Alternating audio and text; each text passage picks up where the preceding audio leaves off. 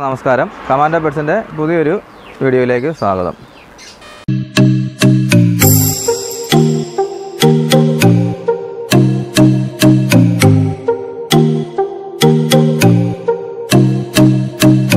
ഇന്നത്തെ വീഡിയോ നമ്മൾ ബേഡ്സിനെ കുറിച്ചാണ്. അത് പറയാനായിട്ടുള്ള പ്രധാന കാരണം ഇന്ന് രാവിലെ നമ്മുടെ വീട്ടിൽ തന്നെ ഒരു കൊനൂറ് കാലാവസ്ഥയുടെ പ്രശ്നം കൊണ്ട് പപ്പെല്ലാം വിടർത്തി ഒരു തൂങ്ങുന്ന രീതിയിലിരിക്കുന്നത് കണ്ടു.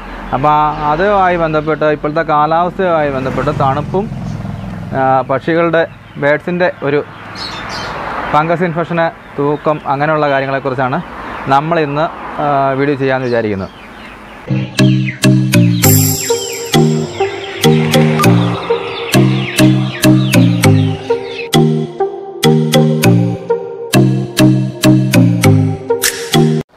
ഫസ്റ്റ് സ്റ്റെപ്പ് എന്ന് പറഞ്ഞാൽ കൂടിനോട് ചേർന്നോ നമ്മുടെ സാധാരണ പഴയ ബൾബില്ലേ, മഞ്ഞ ബൾബ്, ആ ബൾബ് ഇട്ട് കൊടുക്കുക. അപ്പം നല്ലപോലെ ചൂട് അവർക്ക് സഹിക്കാൻ പറ്റുന്ന രീതിയിലുള്ള ചൂട്, ഓവർ ആകാത്ത രീതിയിലുള്ള ചൂട് അവർക്ക് കിട്ടും. അപ്പം ഒരു പരിധി വരെ ഇൻഫെക്ഷൻ്റെ പ്രശ്നങ്ങൾക്ക് ഇവർക്ക് തണുപ്പിൽ നിന്ന് രക്ഷപ്പെടുമ്പോൾ ഒരു പരിധി വരെ നമുക്ക് അതിനകത്ത് നിന്ന് രക്ഷപ്പെടാൻ പറ്റും ഇവർക്ക്. പിന്നീടുള്ള വേറൊരു കാര്യം എന്ന് പറഞ്ഞാൽ അവരുടെ പാത്രങ്ങൾ, ഫുഡിൻ്റെയും വെള്ളത്തിൻ്റെയും രണ്ടിൻ്റെയും പാത്രം നന്നായിട്ട് ക്ലീൻ ചെയ്ത് ഡെയിലി ക്ലീൻ ചെയ്ത് വെക്കുക. പിന്നെ നമ്മുടെ നാടൻ രീതികളാണ്. ഞാൻ ആദ്യം നമ്മുടെ നാടൻ രീതികളെക്കുറിച്ച് പറയാം. നാടൻ രീതി എന്ന് പറഞ്ഞാൽ നല്ലപോലെ പഞ്ചസാര കുറുക്കിയ വെള്ളം കൊടുക്കും. പിന്നെ മഞ്ഞപ്പൊടിയും കുരുമുളക് പൊടിയും ഇട്ട് വെള്ളം കൊടുക്കും. ഈ രണ്ട് രീതികൾ നമ്മൾ ചെയ്യാറുണ്ട്. പിന്നെ ഇതല്ലാതെ വേറൊരു കാര്യം എന്ന് പറഞ്ഞാൽ സവോള ചെറിയ കഷ്ണമാക്കി കണ്ടിച്ച് കൂടിൻ്റെ സമീപത്ത് വെക്കുകയാണെന്നുണ്ടെങ്കിൽ ഒരു പരിധി വരെയുള്ള അണുക്കൾ, ഫംഗസ് അത് വലിച്ചെടുക്കുന്നതിലൂടെ പിറ്റേ ദിവസം ആകുമ്പോഴത്തേക്ക് ആ സവോളയുടെ പീസ് എടുത്ത് കുഴിച്ചിടുകയോ എല്ലാം ചെയ്ത് നശിപ്പിക്കുക എന്നുള്ളതാണ്. അപ്പം ഇത് നമ്മുടെ നാടൻ രീതികളായിട്ട് വരുന്നത് വളരെ ഫലപ്രദമായ രീതിയിലുള്ളതുമായ ഒരു കാര്യങ്ങളാണ്. പിന്നെ ഇത് വന്നു കഴിഞ്ഞാൽ നമ്മളിപ്പോൾ പറഞ്ഞത് വരാതിരിക്കാനുള്ള കാര്യങ്ങളാണ്, തടയാനുള്ള കാര്യങ്ങളാണ്. വന്നു കഴിഞ്ഞാൽ സപ്പോസ് സംഭവിച്ചു കഴിഞ്ഞാൽ നമുക്ക് ചെയ്യാൻ പറ്റുന്ന കാര്യങ്ങളെന്ന് പറഞ്ഞാൽ ഇതിൻ്റെ മെഡിസിനാണ്. അതിനെക്കുറിച്ച് നമുക്ക് സംസാരിക്കാം. നമ്മൾ ഫുഡ് കൊടുക്കുന്നത് ഒരുപാട് ശ്രദ്ധിക്കേണ്ടതാണ്. നമ്മൾ ഒരു ഇലകൾ അങ്ങനെയുള്ള ഒത്തിരി നാച്ചുറലായിട്ടുള്ള ഫുഡുകൾ നമ്മൾ സാധാരണ വീടുകളിൽ എല്ലാവരും തന്നെ ബേഡ്സിന് കൊടുക്കാറുണ്ട്. അതിൻ്റെ അകത്ത് തുളസിയില, പനിക്കൂർക്കയിലൊക്കെ കൊടുക്കുന്നതിൽ തുളസിയിലയുടെ അളവ് ഓവറായിട്ട് ആരും കൊടുക്കരുത്. ചിലരൊക്കെ ഈ അമ്പലമൊക്കെ വീടിനടുത്തുള്ളവർ അമ്പലത്തിൽ നിന്നൊക്കെ കിട്ടുന്ന തുളസിമാലയൊക്കെ അതേപടി ഇട്ട് കൊടുക്കാറുണ്ട്. ഓവറായിട്ട് കൊടുത്തു കഴിഞ്ഞിട്ടുണ്ടെങ്കിൽ ഈ തുളസിയുടെ ഇലയുടെ ഇതിൻ്റെ അകത്ത് ചെല്ലുമ്പോഴത്തേക്കും നല്ല അണുക്കൾ, ചള്ളണുക്കളെന്ന് ഇവരുടെ എല്ലാം ബോഡിയിലുണ്ടല്ലോ, അതിനകത്ത് ചള്ളണുക്കൾ പോകുന്ന കൂടെ അല്ല ഇതിൻ്റെ ഫംഗസ് അങ്ങനെയുള്ള ഇത് പോകുന്ന കൂടെ തന്നെ നല്ല വേണ്ട സംഭവങ്ങളും കൂടെ ഓവറായിട്ട് ചെന്നാൽ നശിച്ചു പോകും. ഇത് അധികമായാൽ അമൃതം വിഷം എന്ന് നമ്മൾ കേട്ടിട്ട് എന്ന് പറഞ്ഞ പോലെ തന്നെ ഇതും ബാധിക്കുന്ന ഒരു ചെറിയ പ്രശ്നമാണ്. ചില ആൾക്കാരൊക്കെ ചില കൂടുകളിലൊക്കെ ചെന്ന് കഴിഞ്ഞാൽ ഒരുപാട് കിടക്കുന്ന കാണാം. പക്ഷേ ഒന്നും നമ്മൾ ഓവറായിട്ട് ചെയ്യരുത്. ചെറിയ ധാന്യങ്ങൾ അതെല്ലാം കൊടുക്കുന്നത് വളരെ സൂക്ഷിച്ച് അതിനകത്ത് പൊടി, ചെള്ള് അങ്ങനെയുള്ള സംഭവങ്ങളൊക്കെ ഉണ്ട്. അതൊക്കെ ഒന്ന് ചെക്ക് ചെയ്ത് കൊടുക്കുക എന്നുള്ളതാണ് വേറൊരു കാര്യങ്ങൾ. പിന്നെ ബേഡ്സിന് നമ്മൾ കൊണ്ടുപോയിട്ട് പിന്നീട് നമ്മളൊന്നും കൊടുക്കാത്ത അവസ്ഥയിൽ, അതായത് മെഡിസിൻസ് ഒന്നും കൊടുക്കാത്ത രീതിയിൽ വരരുത്. ചെറിയ മെഡിസിൻസ് ആണെന്ന് പറഞ്ഞാലും അതിന് അവർക്ക് ആവശ്യമുള്ള ലിവർ ടോണിക്, കാൽസ്യം, മൾട്ടിവിറ്റാമിന് ഇങ്ങനെയുള്ള മെഡിസിൻസ് ഉണ്ട്. പക്ഷേ അതൊക്കെ നമ്മൾ ഇടയ്ക്ക് ഒരു ആഴ്ചയിൽ ഒരു തവണ ഒരു ചെറിയ അളവിൽ കൊടുത്താൽ മതി ഇവർക്ക്. അപ്പോൾ അത് ഉള്ളിൽ ചെന്നെങ്കിലും ഇവർ ഹെൽത്തി ആയിട്ട് ഇരിക്കുകയുള്ളൂ. പിന്നെ ഇവരെപ്പോഴും ഇവരെപ്പോഴും ഒരു സേഫ്, അതായത് ഒരു ശകലം മറ പൊത്തിലൊക്കെ പണ്ടുള്ള കാടുകളിലും മരത്തിലുമൊക്കെ ജീവിക്കുന്ന ഒരു ബേഡ്സ് പോലെ തന്നെ ഇവർക്ക് ഒരു മറ അത്യാവശ്യമാണ്. ഈ ഗേജിൻ്റെ എല്ലാ വശവും ഓപ്പണായിട്ട് ഇടരുത്. ഏതെങ്കിലും ഒന്നോ രണ്ടോ ഒരു കോർണർ പോലെ വരുന്ന ഭാവമോ ഒക്കെ ഒന്ന് മറച്ച് വെക്കുകയാണെങ്കിൽ, ഫ്ലക്സ് വെച്ചോ അല്ലെങ്കിൽ തടി കൊണ്ടോ എന്തെങ്കിലും രീതിയിൽ മറയ്ക്കുകയാണെങ്കിൽ അവർ കൂടുതൽ സമയം ചിലവഴിക്കുന്നത്, നമ്മളത് സൂക്ഷിച്ച് ഇവരെ നിരീക്ഷിച്ച് കഴിഞ്ഞാൽ നമുക്ക് മനസ്സിലാവും ഇവർ കൂടുതൽ സമയം ഉപയോഗിക്കുന്നത് ആ പരിസരത്ത്, ആ ഭാഗത്തുമായിരിക്കും. അവർ ഇണ ചേരാനായിട്ടിരിക്കുന്നതോ അല്ലെങ്കിൽ അവർ സ്വസ്ഥമായിട്ടിരിക്കുന്നതോ കൂടുതൽ തണുപ്പ് വരുമ്പോഴോ വെയിൽ വരുമ്പോഴാണ്. അങ്ങനെ ഇവർക്ക് അഡ്ജസ്റ്റ് ചെയ്യേണ്ട സിറ്റുവേഷൻ വരുമ്പോഴും ഇവർ പോയിരിക്കുന്നത് ആ ഒരു ഭാഗത്തായിരിക്കും. അതുകൊണ്ട് നമ്മുടെ കൂടുകളിൽ എപ്പോഴും അങ്ങനെ ഒരു ഭാഗം ഇല്ലെങ്കിൽ അത് നമ്മൾ ഉറപ്പായിട്ടും അത് ഉണ്ടാക്കിയിരിക്കണം. അങ്ങനെ ഒരു പോർഷൻ വേണം. പിന്നെ വളരെ പ്രധാനമുള്ള വേറൊരു കാര്യമാണ് നമ്മുടെ കടൽനാക്ക് കണവന്നാക്കെന്നൊക്കെ പറയില്ലേ, അത് നമ്മൾ നിലത്ത് ചുമ്മാ കൂടിനുള്ളിലിടുക. അത് ഒഴിവാക്കി നമ്മളത് ഹാങ് ചെയ്യുക. അതിനുള്ള സ്റ്റാൻഡുകളൊക്കെ നമുക്കിപ്പോൾ വിപണിയിലുണ്ട്. അത് അതിൽ ആഡ് ചെയ്ത് വെക്കുകയാണെന്നുണ്ടെങ്കിൽ താഴെ വീഴാതെ വേസ്റ്റ് കൊണ്ട് ഈ കാഷ്ടത്തിൻ്റെ ഇതിൻ്റെയൊക്കെ കൊണ്ട് ഒരുപാട് അണുക്കളും കാര്യങ്ങളൊക്കെ ഉണ്ടാകുന്നുണ്ട്. അതിൽ നിന്നും നമുക്ക് ഇതിന് അസുഖങ്ങളും കാര്യങ്ങളും പെട്ടെന്ന് പിടിക്കും. അപ്പോൾ നമ്മൾ ചെറിയ ചെറിയ കാര്യങ്ങളാണെങ്കിൽ പോലും അത് ശ്രദ്ധിക്കണം. അതുപോലെ ഈ പല്ലി അങ്ങനെയുള്ള ചെറിയ പ്രാണികൾ വരാതിരിക്കാൻ നമ്മൾ മുട്ടയെടുത്തുകൊണ്ട് പോകാതിരിക്കുമ്പോൾ സവോള കഷ്ണമാക്കി വെക്കുന്നത് മറ്റ് അണുക്കളെ വലിച്ചെടുക്കുന്നതിനൊപ്പം തന്നെ ഈ ചെറിയ പ്രാണികൾ വരാതിരിക്കുന്നതിനും കൂടെ ഒരു വളരെ നല്ലൊരു ഐഡിയ ആയ. അതുപോലെ ചെറിയ ഉറുമ്പ് അങ്ങനെയുള്ള ചെറിയ ചെറിയ പ്രാണികൾ വരാതിരിക്കാൻ വേണ്ടി രാമച്ചത്തിൻ്റെ വേര് കൂടിനുള്ളിൽ സൈഡിലൊക്കെ പോകുക. ഇവർക്ക് കൂടുണ്ടാക്കാനോ ഫിഞ്ചസൊക്കെ ആണെങ്കിൽ ഒരു കൂടുണ്ടാക്കുന്നതിന് എടുത്തുകൊണ്ട് പോയി ഉപയോഗിക്കുന്നതാണെങ്കിലും വളരെ നല്ല ഒരു ഇതാണ്. അങ്ങനെയുള്ള കാര്യങ്ങളുമുണ്ട്. ഉറുമ്പ് വരാതിരിക്കാൻ വേണ്ടി വളരെ മഞ്ഞപ്പൊടിയൊക്കെ കൂടിന് സമീപത്തൂടെ സ്പ്രെഡ് ചെയ്തിടാറുണ്ട്.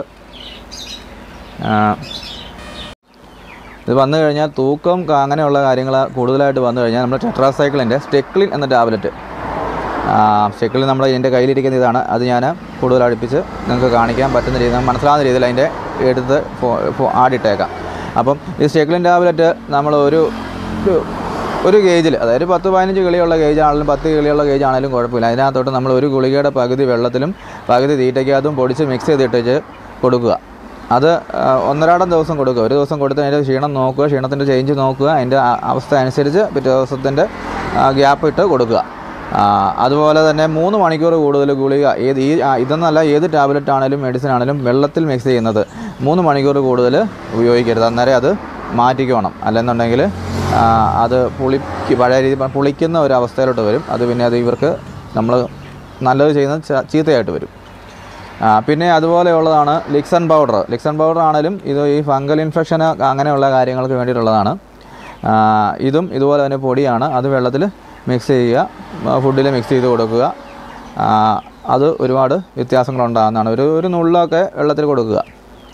പിന്നെ നമ്മൾ വേറെ ഒരു ഇതെന്ന് പറഞ്ഞാൽ എൻട്രോറ്റീസിഡ്, മെറിക്യൂണ് ഇങ്ങനെയുള്ള മെഡിസിൻസ് ഉണ്ട്. അതൊക്കെ 1 ലിറ്റർ വെള്ളത്തിൽ 1 മില്ലിയാണ് മെറിക്യൂണ്. എൻട്രോറ്റീസിഡും അതുപോലെ തന്നെയാണ്. അത് ലൂസ് മോഷന് അങ്ങനെയുള്ള കാര്യങ്ങൾ, വൈറ്റ് കാഷ്ടം വരിക, ഇങ്ങനെയുള്ള ഒരുപാട് പ്രശ്നങ്ങൾക്ക് നമുക്ക് ഈ ഒരു അവസ്ഥയിൽ വിജയിച്ച് പോകണമെങ്കിൽ ഇതൊക്കെ ഇതിൻ്റെയൊക്കെ സപ്പോർട്ടിങ് നമുക്ക് വേണം.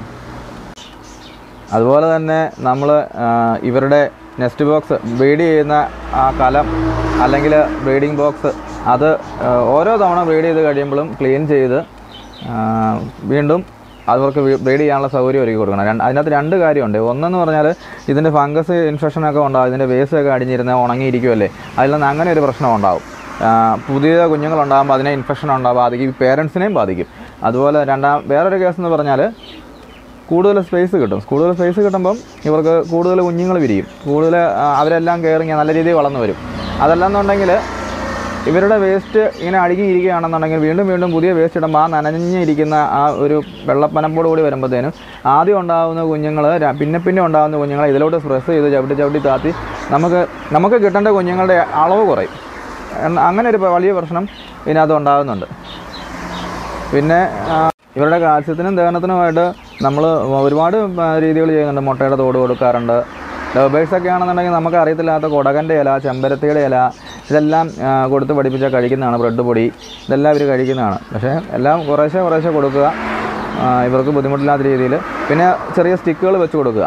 സ്റ്റിക്കുകൾ വെച്ച് കൊടുക്കുന്നത് ഇവരുടെ നഖങ്ങൾക്കും ഇവരുടെ ചുണ്ടിനുമൊക്കെ ഒരു വ്യായാമം കിട്ടാൻ, ഇവർ ഉരയ്ക്കുകയും ഉരുമുമൊക്കെ ചെയ്യുമ്പോൾ ആ രീതിയിലൂടെ ഇവർക്ക് വ്യായാമം ആ ഒരു ഭാഗങ്ങളുടെ കാര്യങ്ങളെല്ലാം ക്ലിയറായിട്ട് നടക്കും. അതുപോലെ തന്നെ കൂടുതൽ ഉള്ളിൽ കണ്ടമാനം കമ്പ് ശിഖരങ്ങളെ വെച്ച് കൊടുക്കാതെ 2 ഭാഗത്തായിട്ട് വെക്കുകയാണെങ്കിൽ അങ്ങോട്ടും ഇങ്ങോട്ടും ഇവർക്ക് പറക്കാനുള്ള, അല്ലെങ്കിൽ ആ രീതിയിലുള്ള ഒരു ഇത് വേണം. അല്ലെങ്കിൽ ഇവർക്ക് പറക്കാനുള്ള സ്പേസ് ഇല്ലാതെ അങ്ങോട്ടും ഇങ്ങോട്ടും ചാടി നടക്കുകയുള്ളൂ. പിന്നെ നമ്മൾ ഈ പറഞ്ഞ മരുന്നുകൾ ഇപ്പോൾ ഒരുപാട് മെഡിസിൻസ് ഉണ്ട്.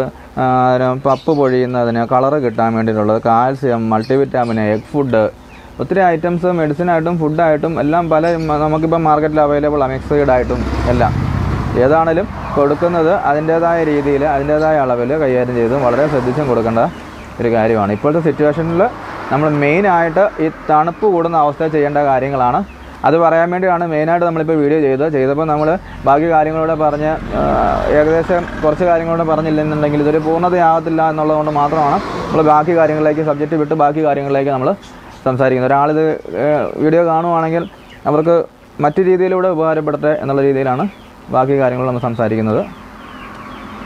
അതുപോലെ കൂടിനുള്ളിൽ ചെറിയ കരിയുടെ കഷ്ണങ്ങൾ, ഇഷ്ടികയുടെ കഷ്ണങ്ങൾ അങ്ങനെയുള്ളതൊക്കെ ചെറിയ പീസുകൾ കൂട്ടിൽ നമ്മൾ ഇട്ട് കൊടുക്കണം. കാരണം ഇവർ ദഹനത്തിനായിട്ടൊക്കെ കൊത്തിപ്പെറുക്കി ഉരച്ചുമൊക്കെ അങ്ങനെയൊക്കെ എടുക്കുന്ന ഒരു രീതിയുള്ള ബേഡ്സിനെ സംബന്ധിച്ച് അങ്ങനെ ഒരു രീതിയുള്ളതാണ്. നമ്മളത് പലരും അവോയ്ഡ് ചെയ്യുന്നൊരു കാര്യമാണ്. അതുപോലെ അമിനോ ആസിഡ് ആ സംഭവം നമുക്ക് ഭക്ഷണത്തിൽ കൂടെ വളരെ നേരിയ തോതിൽ കിട്ടുന്നൊരു സംഭവമാണ് അമിനോ ആസിഡ്. അതിന് നമുക്ക് അത് തന്നെ മേടിച്ച് ഇവർക്ക് കൊടുക്കേണ്ടതാണ്. അമിനോ ആസിഡിൻ്റെ അംശം കൂടുതലുള്ള അമിനോവെറ്റ് പോലുള്ള സിറപ്പുകൾ ഏതെങ്കിലും ഇവർക്ക് വാങ്ങിച്ച് കൊടുക്കേണ്ടതാണ്. കുറച്ച് ഇവർക്ക് കൊടുക്കാൻ പറ്റുന്നതും ശരീരത്തിന് നല്ലതുമായിട്ടുള്ള കുറച്ച് മെഡിസിനും മൾട്ടിവിറ്റാമിനും അങ്ങനെയുള്ള കുറച്ചിൻ്റെ ഫോട്ടോസ് ഞാനിതിനകത്ത് ആഡ് ചെയ്തേക്കാം. വളരെ നന്ദി. എന്തെങ്കിലും സംശയങ്ങളോ കാര്യങ്ങളോ ഉണ്ടെങ്കിൽ കമൻറ്റ് ബോക്സിലൂടെയോ നേരിട്ടോ വിളിച്ച് സംസാരിക്കാവുന്നതാണ്. എനിക്കറിയത്തില്ലാത്ത കാര്യങ്ങളാണെങ്കിൽ എന്നോട് ഷെയർ ചെയ്ത് നമുക്കത് മറ്റുള്ളവരിലേക്ക് ഷെയർ ചെയ്തെത്തിക്കാനും സഹായിക്കും.